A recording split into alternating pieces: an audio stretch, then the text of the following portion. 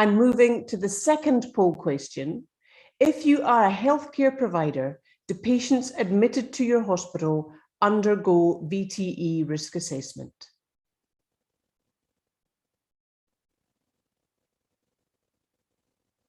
Thank you for sharing your responses with us. I'm sure our poll will indicate that we have a very diverse audience with us. And we're representing many, many regions around the world. So I'm very glad to have you here. So before we get started with today's presentations, I'd like to take a moment to review a few technical matters and let you know how you can participate in today's session. We'd like today's webinar to be as interactive as possible, and as such, we would encourage you to submit questions using the Q&A option available. We'll monitor the questions and address as many as possible as we can during the webinar and at the conclusion of the webinar. And then also, once the webinar is complete, we'll try and address as many questions as possible. Please note that today's webinar will be recorded, and we'll share a copy of the recording via email following the conclusion of the webinar. We welcome you to share this with your colleagues. So let's get started. I'm pleased to introduce our first speaker, Professor Alex Spiropoulos, who will be discussing the latest thromboprophylaxis on medical patients. Professor Spiropoulos is a professor of medicine in the Donald and Barbara Zucker School of Medicine at Hofstra Northwell in New York City, USA. He is System Director of Anticoagulation and Clinical Practice, and Clinical Thrombosis Services at Northwell Health, and a professor at the Feinstein Institutes for Medical Research. Over to you, Professor Spiropoulos. Thank you. Thank you very much, Professor McClintock, for that nice introduction. I'd also like to thank the ISTH and the CDC for co-hosting this important webinar. And also, it's been really a privilege of mine to have been on the steering committee for World Thrombosis Day all these years. So I'll be discussing a topic which has really captured my academic interest for the last 2 decades or so, from hospitalized medical patients. And these are my disclosures. And by way of introduction, I think many of us realize that hospitalized medical patients, including those with pneumonia and sepsis, are a heterogeneous group at overall moderate risk of venous thromboembolism, or VTE. That risk is reduced by about 50% or so with the use of in-hospital parenteral thromboprophylactic agents, with special considerations for stroke and critically ill patients. VTE risk models in these patient populations have now undergone extensive validation, and a subset of these patients, about 25%, are at high risk of thrombosis post-discharge, where the risk of major and fatal thromboembolism is reduced by up to 30% with the use of direct oral discharge. And lastly, hospitalized COVID-19 patients represent a subset of medically ill patients at very high thrombotic risk, and many have breakthrough thrombotic events despite standard thromboprophylaxis. Now, we now have a very good sense of what are some of the key VTE risk factors in hospitalized medical patients: a prior history of VTE, acute infection, and especially COVID-19 as a novel disease state within a subgroup of patients with acute infection represents patients at very high thrombotic risk, as we'll see. Malignancy, advanced age, the presence of cardiopulmonary disease, stroke, immobility, and ICU stay all represent high VTE risk factors. More recently, elevated D-dimers are also predictive of patients at high risk of thrombosis and are very relevant, as we shall see, in the COVID era. Now, in the last 10 years or so, there have been multiple VTE risk models in medical patients that have been developed, of which the PADO and IMPROVE have undergone the most extensive external validation. Both models include clinical risk factors, which are weighted and scored from 1 to 3 points, and depending on what score threshold is achieved, can identify patients at low, moderate, or high VTE risk. More recently, the IMPROVE tool also incorporated elevated D-dimers to improve model discrimination, and again, as we'll see, important in the COVID era.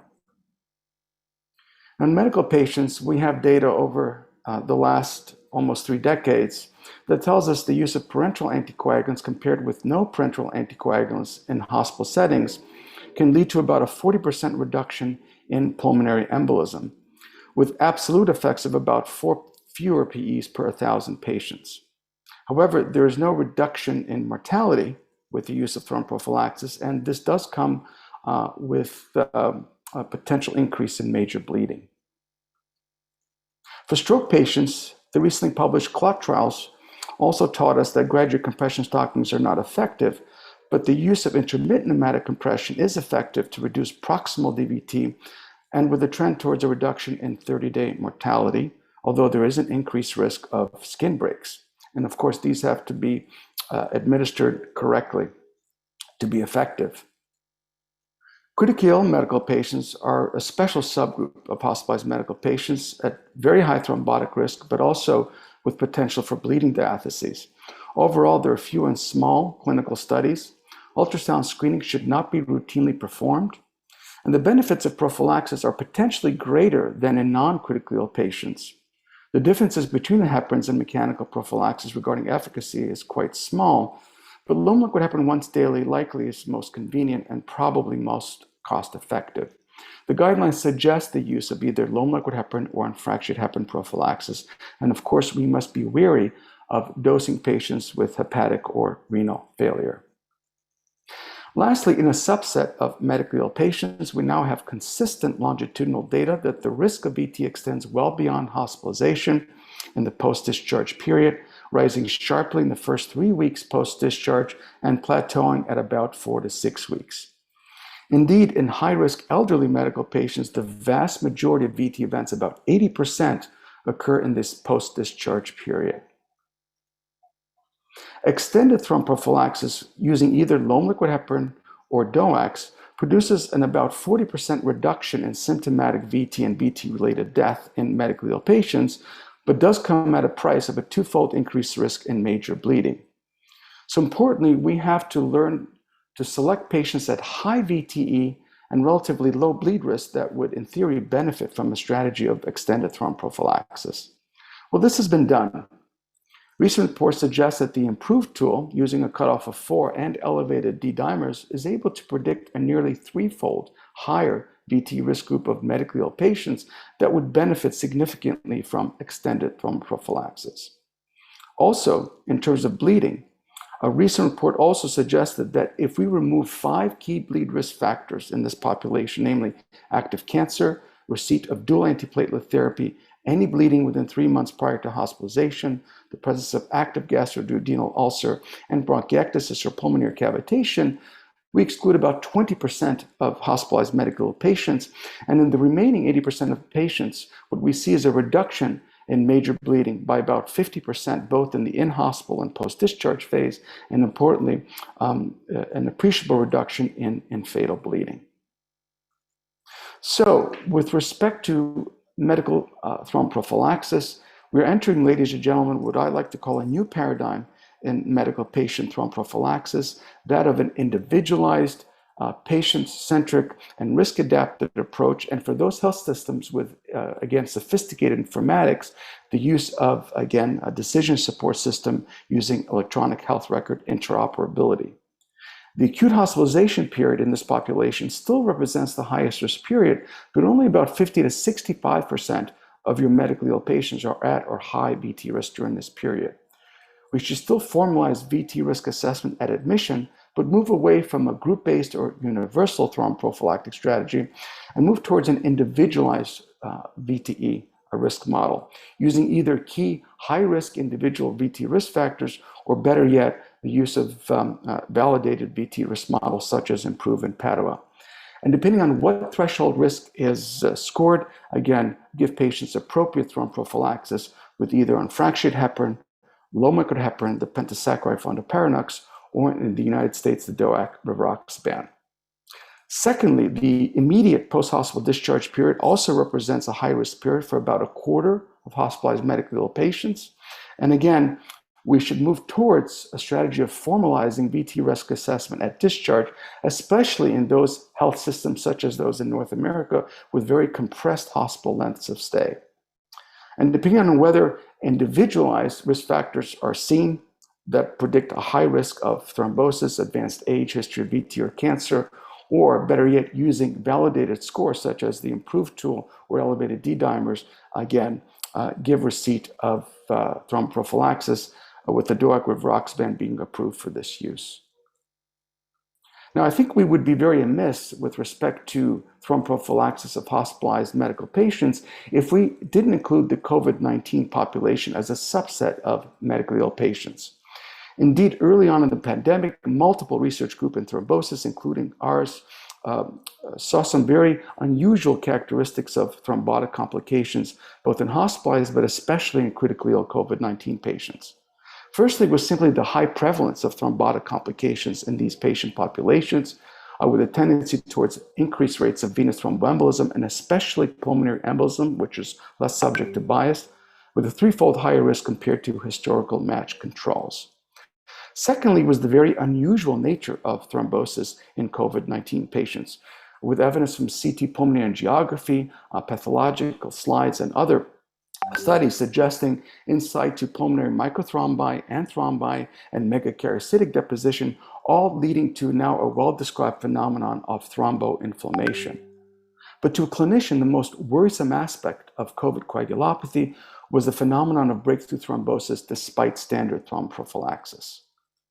And towards this end, multiple US and international cardiovascular and antithrombotic societies produced guidance statements advocating for a universal thromboprophylactic strategy using standard doses of heparin for both ward and ICU patients hospitalized with COVID-19, with a minority of these documents also advocating for post-discharge thromboprophylaxis in patients with high-risk features. But because of the phenomenon of breakthrough thrombosis, over 20 global randomized trials were launched early in the pandemic to see if there was further advantage in using escalated or even treatment dose heparin versus standard of care heparin in hospitalized COVID-19 patients. The study designs, for the most part, represented open-label multi-center designs. The populations included both non-ICU ward patients as well as ICU patients. The intervention, for the most part, included therapeutic dose low molecular heparin. The control group included institutional standard of care heparin, and the primary outcome consisted either of mortality or freedom from organ support or combinations of the above and thrombotic outcomes. And conceptually, there were two clinical trial designs studying this issue: the use of heparin as an add-on treatment approach in potentially reducing the severity and morbidity of COVID-19 pneumonia, or the use of heparin in a classic antithrombotic clinical trial design to see if an established agent has further potential in reducing macrovessel complications as well as mortality, presumably from thrombosis. Now, this slide gives us a summary of the published experience comparing either escalated or therapeutic dose heparin versus standard of care thromboprophylaxis in hospitalized COVID-19 patients. The Inspiration trial in the ICU population showed no benefits of intermediate dose heparins versus standard dose heparins. The Action trial, which included both ICU and ward patients, also showed no advantages of the DOAC with Roxban started in the inpatient setting and continued for up to 30 days post-discharge versus standard dose heparins. And lastly, the multi-platform trials in ICU populations further show no benefit of therapeutic dose heparins versus standard or intermediate dose heparins in improving the primary outcome. However, the identical trial, the sister trial of the multi-platform trials in ward patients, saw a very different results in this population. Indeed, there were clear advantages of using therapeutic dose heparins over standard and intermediate dose heparins in improving organ support-free days and also potentially mortality from such in the ward population, with what appeared to be a greater absolute benefit in those patients with elevated D-dimers. And lastly, the recently published HEP-COVID trial that was conducted both in ICU and ward patients and selected a very high-risk population of COVID-19 patients using a strategy of elevated D-dimers greater than 4 times the upper limit of normal. So clear advantages of therapeutic dose low molecular heparin versus standard and intermediate dose heparin in reducing the primary outcome of major thromboembolism and all-cause mortality. And much like the results of the multi-platform trials, almost all the treatment effects were seen in the non-ICU populations and essentially none in the ICU populations. Now, some of the mechanisms of the dampening of COVID-19 coagulopathy by heparins, including low molecular heparins, was as follows. In addition to the well-known effects in preventing the incidence of macrovessel thromboembolic disease, heparins also have potential for pleiotropic effects on this population, including anti-inflammatory, immunomodulatory, and potentially antiviral effects as well. So what have we learned from the randomized trial data of anticoagulation in COVID-19 patients? Well, number one, the potential for pleiotropic or anti-inflammatory effects of heparins are only helpful early in the disease course, such as the non-ICU or ward setting, before a hyperinflammatory state and cytokine storm sets in. In critically ill patients, it's simply too late to engender a treatment effect. The multi-platform trials taught us that heparins are possibly beneficial in reducing microvascular thrombosis and intravascular, especially as it pertains to improvement in end organ failure syndromes such as ARDS, but more research is needed in this topic. And data from the heparin D dimers are an exquisite biomarker for poor outcomes in non-ICU populations. Select a population with potential for modifiable disease using a just-in-time paradigm for heparin. And lastly, one should use optimal, i.e. therapeutic doses of heparins for thromboprophylaxis in these very thrombotic risk populations. Secondly, small molecule DOACs do not appear to have the same pleiotropic or anti-inflammatory effects as the heparins and are likely inferior to them in the inpatient settings. And of course, one must think about the population studied and the trial designs. In my view, a traditional antithrombotic clinical trial design has the best chance of success using an established agent and modified thrombosis. There should be better clarity once a WHO prospective meta-analysis as well as a Bayesian network meta-analysis have been completed in these populations. Now, lastly, I'd like to end with the, again, rates of thrombosis and death in the post-discharge setting of COVID-19 inpatients, an area that was controversial until recently. Earlier retrospective data suggested a lower than expected rate of thrombosis and death, but our group recently published the large prospective CORE-19 registry of about 5,000 hospitalized COVID-19 patients. We saw a higher than expected all-cause mortality rate of 4.8% and major thromboembolism rate of 3.2% in the 90 days post-hospital discharge. Some of the key predictors of post-discharge thrombosis and death included advanced age, the presence of cardiovascular risk factors and chronic kidney disease and ICU stay, and also an elevated improved score of 4 or more. And in multivariate analysis, receipt of post-discharge extended thromboprophylaxis decreased thrombosis and all-cause mortality by 46%. These intriguing data were later confirmed in the recently presented Mitchell trial of post-discharge thromboprophylaxis in COVID-19 patients. The trial selected a high-risk COVID inpatient population using an elevated improved score and elevated D dimers. All patients had to have standard inpatient parenteral thromboprophylaxis, and the trial randomized patients at discharge to either rivaroxaban 10 milligrams up to 30 days or no anticoagulation, and found, I think, an impressive 6% absolute risk reduction or 67% relative risk reduction of the composite primary outcome of major thromboembolism and cardiovascular death. So to conclude, what are some of the future antithrombotic strategies in hospitalized COVID-19 patients? I think we have some exciting new data, both from the multi-platform trials, as well as recently from HepCOVID, that therapeutic dose heparin, especially low liquid heparin, because of more predictable pharmacokinetic profiles, should be considered the new standard of care for thromboprophylaxis in these patient populations, especially using a D-dimer-based strategy, in my opinion. For the critically ill population, the same strategy not only produces no treatment effects, but potential harms. And for this population, we really have to think of out-of-the-box approaches, including the use of fibrinolytic therapies, potentially antithrombin, thrombomodulin, activated protein C, contact pathway activator inhibitors, tissue factor 7A pathway inhibitors, or multimodal strategies. And lastly, in the post-discharge setting, I think some early data from Michelle clearly points to the fact that prophylactic dose DOAC should be considered the new standard of care in these patients with high-risk features, including elevated improved scores or elevated D-dimers. With this, I'd like to thank you all, and again, remind us all that 13th of October is World Thrombosis Day, and thrombosis, know the risk and reduce the burden. Thank you very much. Thank you so much, Professor Spiropoulos, for a wonderful presentation and a wonderful summary of the up-to-date data relating to not only hospitalized patients, but in particular COVID patients. So I'd like now to introduce our next speaker, who is Professor Alok Khurana. Professor Khurana joins us from the United States, where he is Professor of Medicine at the Cleveland Clinic Lerner College of Medicine, Case Western Reserve University. We're very glad to have you with us today, Professor Khurana, and to share more about thromboprophylaxis and cancer. Over to you.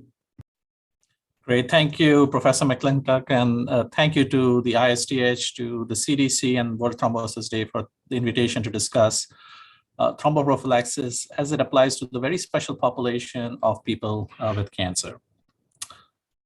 These are my disclosures. I'll leave them up for a second. Before I even launch into thromboprophylaxis, I think it's important to understand why this is an important issue in people with cancer. Here's some very new data from Mulder and colleagues looking at about nearly half a million Danish cancer patients and comparing with 1.5 million a comparison cohort of individuals without cancer. And what they found in this study published in Blood just this year was that compared to the general population, the 12-month risk of VTE was substantially increased in people with cancer with a cumulative incidence of about 3%, which has a ratio of 9. And in people with cancer who were on chemotherapy or targeted therapy, so basically any systemic treatment for cancer, that incidence was even higher at 5.3%, and the hazard ratio compared to the non-cancer population was 20. So it was a real substantial increase compared to non-cancer patients. And not only that, there was an increased trend. So this incidence rate actually reflected the overall rate between 1997 and 2017. But if you look at more recent years, there was a 3-fold increase across all cancer patients and a 6-fold increase in rates of VTE across patients receiving chemotherapy. And you can see that here in the picture on the left from the same trial, rates between 1997 and 2017 for the non-cancer comparison cohort have stayed relatively stable with maybe a slight uptick, especially in the 2000 era. But for the cancer population, as you can see in red, there has been a substantial increase starting from 1997 and extending all the way through 2017. We're now in 2021, and there's no suggestion that this increase rate has decreased in any fashion. And so likely the rates currently are even substantially greater. This was also shown in a study specifically of hospitalized cancer patients, shown on the right by Lyman and colleagues, where they looked at rates of VTE across all cancer patients that were hospitalized, and then specifically in cancer patients on chemotherapy. And as you can see, for whether we looked at PE rates, shown in the line in the red on the bottom, VTE rates or DVT without PE, VTE for all patients, and then VTE for patients on chemotherapy, which is this purple line all the way on the top. Rates per hospitalization were quite substantial. You just heard from Professor Spiropoulos on the rates without COVID and with sort of generally ill medical patients. But you can see here 8% per hospitalization in VTE patients on chemotherapy represents a substantial increase compared to the non-cancer population and rivaling many other conditions at high risk for VTE. It's also important to note that the risk of VTE has gone up even as treatments for cancer have changed and largely have become more successful. And so previously many felt that perhaps the risk of VTE was associated with the type of cancer or the treatment of cancer being mostly chemotherapy, and so possibly related to chemotherapy. But here's an example of melanoma patients. Our group just published these data in an immunotherapy journal. Melanoma is very unique because chemotherapy actually doesn't work in this population. And so it's a reflection of sort of the pure impact of immunotherapy on the risk of melanoma. Melanoma is also not a cancer that's well known to be associated with the risk of VTE. But here you see cancer patients with a melanoma diagnosis starting starting immune checkpoint inhibitor therapy, which is a newer way of treating cancer patients. And rates of VTE at 6 months with single immunotherapy agent were about 5%, approaching nearly 10% at 12 months. And if you're getting a double regimens, so 2 immunotherapy drugs instead of 1, 6-month rate was about 17%, approaching 21% at 12 months. In addition, despite this being immunotherapy, which is very successful in treating melanoma, overall survival seemed to be strongly linked with the occurrence of VTE. So if you were a melanoma patient on immune checkpoint inhibitor therapy and you did not get thromboembolism, your survival at 2 years was 71%. But if you got thromboembolism, your survival at 2 years was only 51%. That's a 20% absolute decrease in 2-year survival, which is very, very meaningful. And this p-value is highly statistically significant. But I think more than that, it's highly clinically significant. And I think it's important to keep this in mind as we evaluate the impact of thromboembolism on people with cancer. So why is cancer-associated thrombosis highly consequential for people with cancer? Number one, as I already discussed, it's highly prevalent. Venous thromboembolism rates are, vary widely, but are raised in the cancer population and continue to rise, as we saw.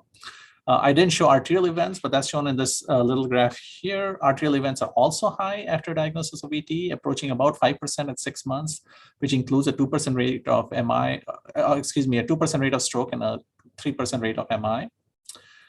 Both venous and arterial events account for about 9% of deaths, so they're directly associated with mortality. Nearly 1 in 10 deaths in people with cancer occurs from either a pulmonary embolism or an arterial event. And they're also indirectly associated with mortality. I showed you data with melanoma and immunotherapy. If you consider all systemic therapy, VT is associated with a nearly 5-fold increase, has a ratio of 4.8. If you're a cancer patient and you develop a VTE, the chance of dying within 120 days of starting chemotherapy is almost 5-fold higher, according to this paper by Kuder and colleagues, than matched cancer patients with the same age, same type of cancer, same stage of cancer, and receiving the same chemotherapy, but they did not get VTE. And so an indirect association with mortality. And then it's not just mortality, there's also consequences, hospitalization being one of the most important ones. There's a 3-fold increase in all-cause hospitalization. And if you're in the hospital, the chance that you'll stay longer in the hospital is greater if you have a cancer patient with VTE than a cancer patient without VTE, 10 days versus 3 days in the US. And of course, any hospitalization emergency room visit can interrupt cancer therapy, which is obviously crucial to keeping people alive and increasing cure rates. So substantial and very meaningful, clinically meaningful impact on people with cancer. So hopefully you agree with me that given all these important clinical consequences, prevention is important in the cancer population. But even the road to prevention in this population is complicated. A common sort of number that's thrown around is that 1 in 5 cancer patients will get a blood clot. And if we accept that number, then that still means that 4 out of 5 cancer patients will not get a blood clot. And cancer patients are also at increased risk of bleeding. And so how do we target people appropriately so that the high-risk patients are identified and offered prophylaxis and low-risk patients are not? Because the truth is that risk of VTE in cancer patients is highly variable between cancer subpopulations and even across time in the same cancer patient. Here you see very widely variable rates between different types of cancers. Pancreas and brain tumors have some of the highest rates. Breast cancer, prostate cancer have some of the lowest rates. And as time elapses from the diagnosis of cancer, you see that rates are very high initially, and then they drop over time. And so identifying high-risk patients is really crucial to implementing appropriate prophylaxis. The best way to identify risk assessment, I don't have much time to get into this today, but the best way to identify risk of cancer-associated VTE is to use a risk assessment tool. Over the past decade, there have been a bunch of risk assessment tools that have been developed. Some of them have been validated, and some, such as the original Corona score, have been validated in multiple patients, over 50,000 patients at this time. And so guidelines currently recommend risk assessment and of cancer patients initiating systemic therapy, as well as considering risk assessment for cancer patients who are hospitalized. So let's look at prophylaxis and how we can reduce the public health burden of VTE in people with cancer. There are 3 major settings in which prophylaxis has been assessed. Post-surgical, which has the longest history. We now have several decades worth of randomized clinical trials, so many that I can list here, looking at post-operative VTE prevention, both in the immediate post-operative period and in recent years in the extended post-operative period, so about 4 weeks after diagnosis. Medical inpatient is another important setting. You just heard a comprehensive overview of that, but I'll show you some data specifically related to cancer. And then, although not today's discussion, I want to briefly mention outpatient prophylaxis as well. Let's start with post-surgical, which is the easiest because there have been so many different clinical trials. I show here the extended thromboprophylaxis trials that have occurred or that have been presented over the past decade or so. As you can see, almost all of them favor extended thromboprophylaxis, specifically in cancer patients receiving abdominal or pelvic surgery for cancer. And there have been a ton of observational studies, which also in general, but not completely, are associated with an improvement in a reduction of VTE. As a result of this, in this latest meta-analysis presented by Noel and colleagues in thrombosis research, extended duration of prophylaxis was associated with a significant reduction in incidence of clinical VTE. We're not talking huge numbers here, 1% versus 2%, without a significant increase in clinically relevant bleeding. Rates were 4% and 4.9% respectively.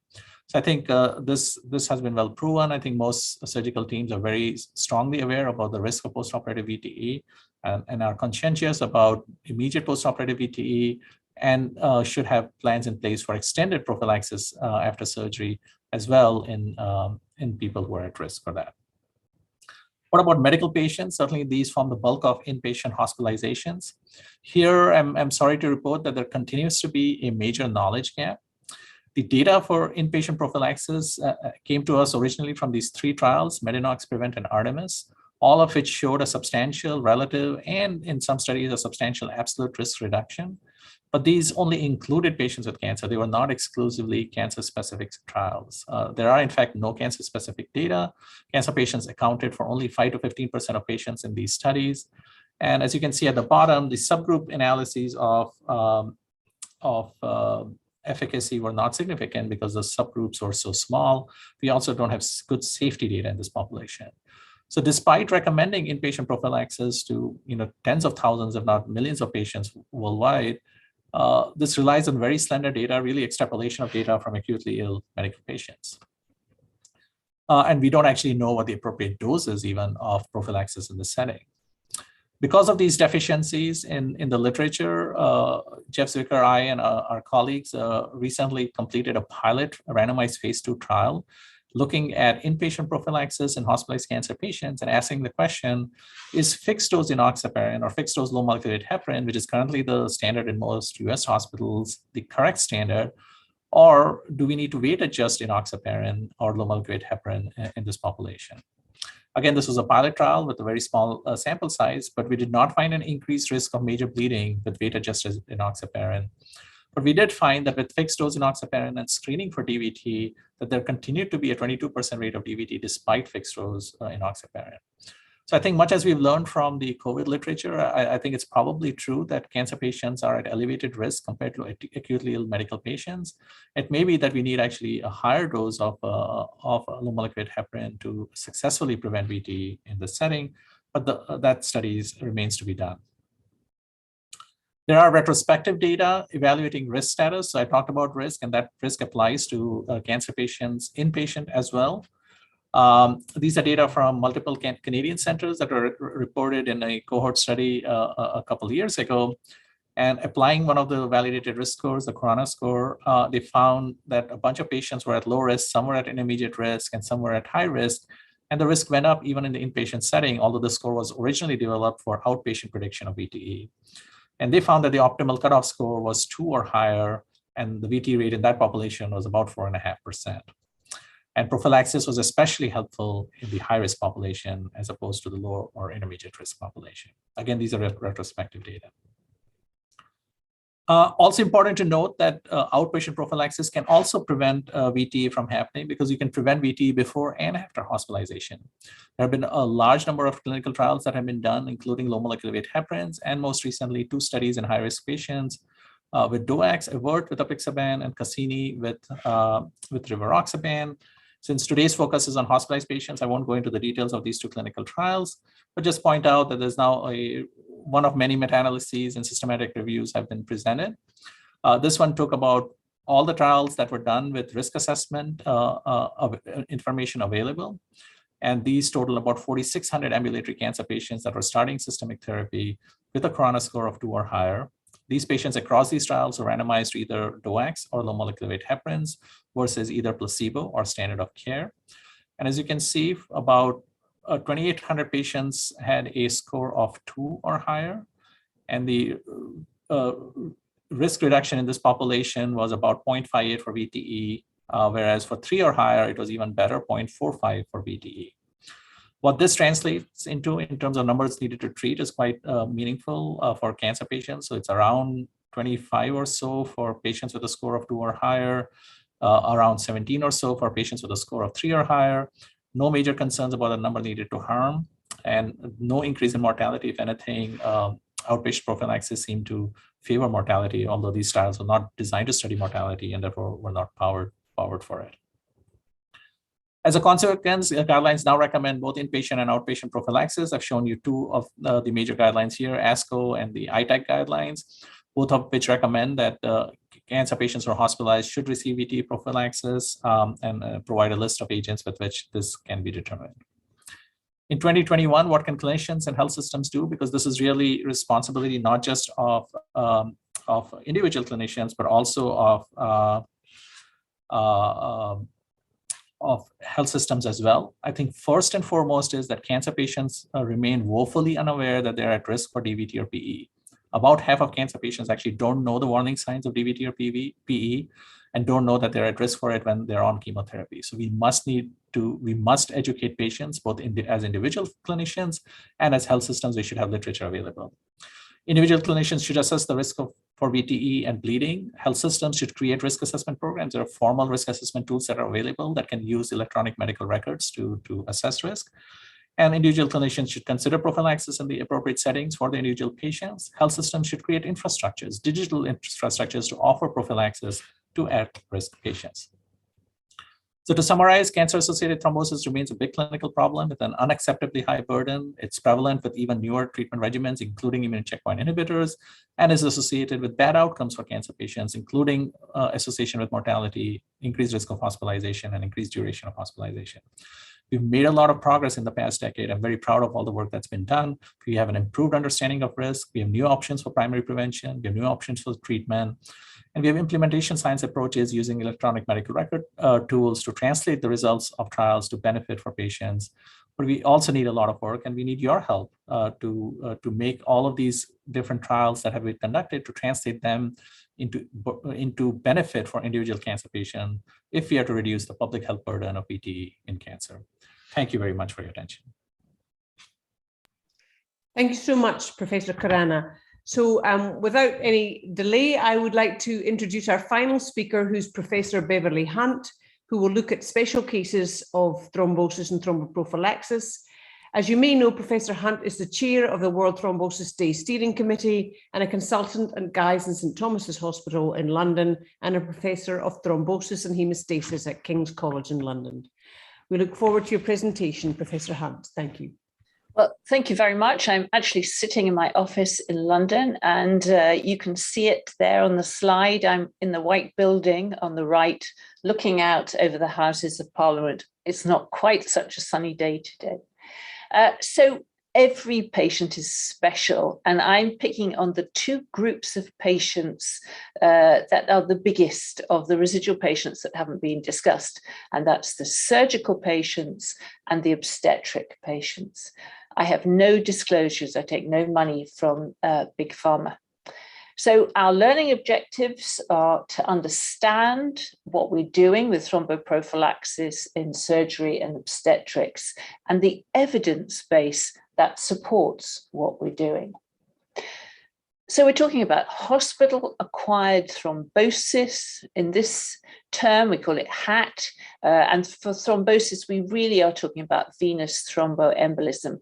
It remains the #1 global patient safety issue. And the WHO estimate that there are 10 million cases of hospital-associated VTE every year. By far the biggest consequence of admission to hospital when you compare it with infection. And we define hospital-associated VTE as VTE occurring within hospital and up to 90 days post-discharge. It's clearly underdiagnosed, we know. Now, if we look at the surgical patients, they account for 25% of hospital-associated VTE. Medical patients account for the biggest group. And pregnancy is a sizable cause because we know pregnancy is a prothrombotic state. And when we look at pregnancy, 1 in 1,000 women will have a VTE during their pregnancy or postpartum. So let's look at the hard data that we have for rates of VTE after surgery. This is a fantastic study in the UK. They looked at 1 million women, and they looked at the women who had surgery and the rates of VTE afterwards. And you can see the risk is greatest for the first 3 weeks and gradually falls off and comes back to near normal by 10 to 12 weeks. And the risk of pulmonary embolism is considerable. When we look at pregnancy, we know as soon as a woman is pregnant, we have increased risk of VTE, but actually the biggest risk is postpartum. And half of the VTE occur in the first 6 weeks in the postpartum period. But goodness, there are so many factors that will also increase the risk of VTE. So in developed countries, women are getting pregnant at much older ages. Age is a risk. We have the pandemic of obesity in the UK. The average BMI is 28. It's the same in pregnancy, and it's increasing the risk of VTE. And so we go on down the list. We know that some of the bad outcomes in pregnancy are also associated with increased risk, including obstetric hemorrhage. And then we keep finding new causes of increased risk. So one of the most recent ones is finding that if you have in vitro fertilization, your risk of VTE is increased all the way through pregnancy. Quite can't understand how this is the pathogenesis of this, but this is the reality. So we have this British data looking at women who have been admitted to hospital during pregnancy or puerperium and their risk of VTE over the next few weeks. You can see the pattern is much the same as after surgery. So we've got increased risk for the first few weeks, falling off. And this Californian study took the period of risk out further, right out, and showed us that really up to 12 weeks postpartum, we still had an increased risk. So very similar to surgery. So let's now look at VTE risk assessment. And in surgery, we have established VTE risk assessment tools, perhaps the most famous, named after Joe Caprini, as the Caprini score, highly validated, tested in many. In the UK, we have a risk assessment tool called the NHS England tool. And by using that, we have reduced the death rate due to VTE, but it hasn't been properly validated in randomized controlled trials. There are many others. Pregnancy is a different matter. So like all the other risk assessment tools, people thought about what are the risk factors that they knew of in pregnancy, and they devised scores. So this is the Royal College of Obstetricians VTE risk assessment tool, lots of risk factors, and we have to, in pregnancy, manage risk according to the period of pregnancy. So every time the patient comes up to the clinic, they should have a VTE risk assessment to see whether they might need intervention with thromboprophylaxis. I think there's general agreement that those women who get admitted to hospital should probably all receive some form of thromboprophylaxis if they don't have increased bleeding risk. And this is the Swedish risk assessment tool. They are scoring slightly differently from the Royal College of Obstetricians, but they're adding up the score and deciding whether to give thromboprophylaxis based on that. So let's look at the evidence for delivering thromboprophylaxis. And I think the surgeons should be amazingly proud of themselves. They started off the whole thinking around thromboprophylaxis. Look at those first studies back in 1975. KCAR did a study where they gave unfractionated heparin versus placebo to surgical patients, and they reduced the rate of fatal PE. Claggett did the same 10 years later, and Collins did the same in orthopedic patients. So we have had the evidence for decades now that thromboprophylaxis in surgical patients reduces death due to pulmonary embolism. Not only that, but they delivered as well on extended thromboprophylaxis, by which I mean extending out post-discharge. These are studies from hip and knee replacement. If you just give in-hospital thromboprophylaxis, you reduce rates.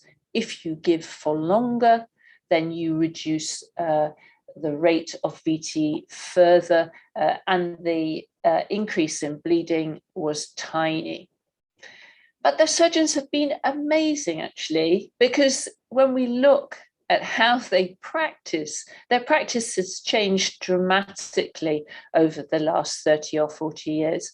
I can remember when I started out, if we did a hip replacement as an orthopedic doctor, we put the patients to bed for 10 days and asked them not to move.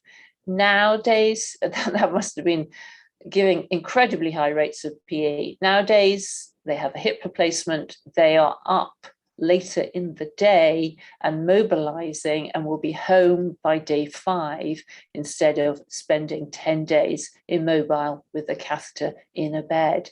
And also they have improved the anesthetics, they have improved hydrating the patient. So if you look at all the trials of thromboprophylaxis over the last years, back from 1950, and this is looking at over 6 million patients, the actual background rate of VTE has fallen dramatically. So the surgeons and the anaesthetists are really helping reduce rates of VTE. So we also have to consider with surgery that some patients bleed, and they bleed after surgery, and the surgeons have done a lot of work looking at mechanical thromboprophylaxis. So this is a meta-analysis looking at all the trials of those who got intermittent pneumatic compression compared with pharmacological thromboprophylaxis, and clearly we don't have the bleeding problem with pharmacological with IPC compared with pharmacological thromboprophylaxis. Not only that, but if you use intermittent pneumatic compression well, then the benefit from it is similar to pharmacological thromboprophylaxis, as you can see from this forest plot. However, there is some concern these days about anti-embolic stockings. So there has been very poor data on the benefits of anti-embolic stockings over the last few years. As a nation, NHS England spends £65 million a year on stockings, which is about $50 million. Should we really be using stockings when they have shown such poor efficacy? So in the UK, we have been funded to run this big study, a randomized controlled trial, looking at stockings in the context of moderate risk patients who underwent surgery. So they all got low molecular weight heparin, and then they got stocking or no stocking, and the result showed no benefit in clinical outcome whether they received stocking or no stocking. And we just have been funded to do a further study to look at those low-risk patients who would normally only give stockings to, and we're going to compare stockings versus no stockings. Really exciting times. So let's have a look at all the randomized controlled trials of thromboprophylaxis in hospitalized pregnant women. Oh, well, there aren't any, nothing. And the issue has been, it's so difficult to do trials of anticoagulation in hospitalized pregnant women, because we still know they have quite a low rate of VTE. You'd have to have vast studies, and no one wants to not give these women some form of thromboprophylaxis if they're at risk. So it's an extremely difficult area to do randomized controlled trials. So we have been giving quite a lot of thromboprophylaxis in the UK to all our women who have what we consider to be risk factors for VTE, and yet we do a post-mortem on all of our women who die. And even now in 2021, we have a continuous number of deaths due to VTE, similar numbers to this 212 to 214 data collection. VTE remains a major cause of maternal death despite the use of thromboprophylaxis. Are we picking up the right risk factors?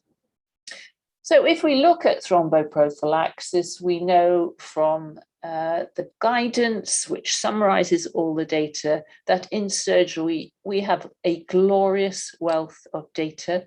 And so we have these fabulous ASH guidance, which can compare the utility of just using aspirin after hip replacement with the use of low molecular weight heparin and the direct oral anticoagulants. And we know really to the number what the size of the benefit is. And we know that if we give thromboprophylaxis, we're reducing mortality considerably and the rates of symptomatic PE and DVT, although there is a risk with major bleeding. And this actually shows that aspirin has some benefit, although not quite as much as anticoagulation. We also know that if we use extended thromboprophylaxis in at-risk groups, so this is hip and knee replacement, cancer surgery, we also know the size of the benefit and the increased rate of major bleeding. So we have done wonderful work over the years in surgery. Of course, we need some more studies in certain areas. Areas such as vascular surgery could still do with a few more trials, but overall, we have got a massive amount of data. Now let's look at pregnancy. Well, we have to start looking at pregnancy knowing that we can really only use heparin in pregnant women because the other drugs will cross the placenta and cause problems. So the heparinoids are the ones we use, and we tend to prescribe thromboprophylaxis once a day. We don't tend to use any monitoring because low molecular weight heparins have got predictable pharmacokinetics, and most guidance will advise giving weight-adjusted low molecular weight heparin on virtually no evidence, but we do have this problem with obesity. We do have some very large women, and we feel it is appropriate. But all the time I'm talking, I'm saying we feel rather than we have the evidence base to support this approach. And then we have quite complex guidance telling us what to do for pregnant women based on risk, but not evidence based on trials. And we would tend to give any woman who didn't have a bleeding risk, who was admitted to hospital during pregnancy or puerperium, low molecular weight heparin. So just to finish off, to say that if we do apply VT risk assessment and mandate it in a country such as NHS England, we will see, if a thromboprophylaxis is applied, a fall in death rate due to hospital-associated VTE. And this is the rate of VTE deaths after and during admission in NHS England since we applied a mandated system back in 2012. Not only that, just to remind you how cost-effective thromboprophylaxis is, by reducing the rate of VTE, we do not have to treat, we do not have to do CTPA and Doppler ultrasound and put patients through months of anticoagulation. So it's highly cost-effective. So to conclude on my special patients, surgery is a wonderful area where thromboprophylaxis is an art form. It's effective, it's safe. We know doses of drugs to use. We have the option of intermittent pneumatic compression. I suspect anti-embolic stockings will gradually fall out of favor because they lack utility. And the excitement really is around the new agents coming through. We have done low molecular weight heparin to extraordinary lengths. We need to find a drug that is as effective or more effective without an increased bleeding rate. That is the holy grail of looking at anticoagulants, and they will be tested out first in surgery. So excitement to come. Pregnancy needs more work. We know we need to help women. We know we need to give thromboprophylaxis. It is safe, but trials are difficult to do in the UK. We're about to assess whether we can start doing them, and we need more data on VTE risk assessment and thromboprophylaxis in pregnant women. Thank you very much. Thank you very much, Professor Hunt, for a wonderful talk. So now we do have a short time for questions with the speakers, and I've had a few questions come through. And I thought I might start with a question that I might start by directing to you, Professor Spiropoulos. How long should we continue DOACs post-discharge in patients with COVID-19? The best data, both in medical patients, sepsis, pneumonia, but now in the COVID era, suggests about 30 days. Most of the events occur within these 30 days, although there are events after 30 days, but you'll probably get the best benefit within the 30-day time frame after discharge. Okay, thank you. Anyone else have any, Professor Hunt, Professor Khurana, would you agree?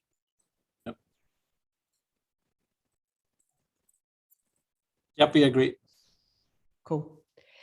And then a question directed at you, Professor Khurana. When a cancer patient develops a VTE, how long do we have to wait before restarting chemotherapy after the diagnosis and treatment?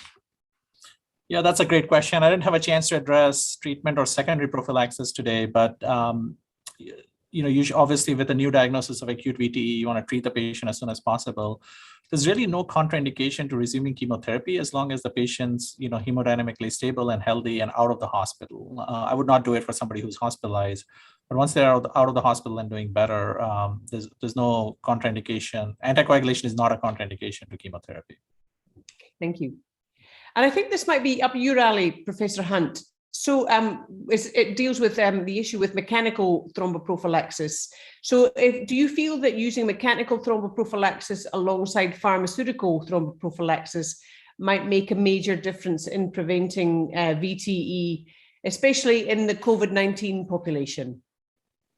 So that's such a great question. And we know in the critical care setting that mechanical thromboprophylaxis may or may not have additive value outside of COVID. Really, we could benefit from a trial of intermittent pneumatic compression. I think with COVID, it is an extraordinary condition. We do have very sticky blood, but we've also got endothelial cell activation because COVID is causing that. So a lot of the risk is coming through the sticky blood. And so I'm not sure how much intermittent pneumatic compression will help, but it will be a fabulous trial to do. Thank you. Well, look, I think we now have gone slightly over time. I really would like to thank all of the participants for joining us on this World Thrombosis Day webinar, and special thanks also to the speakers, Professor Hunt, Professor Khurana, Professor Spiropoulos, but also to the ISTH and also the CDC for their support with this webinar. I hope you all have a wonderful day and celebrate World Thrombosis Day in some wonderful way. Thank you very much, everyone.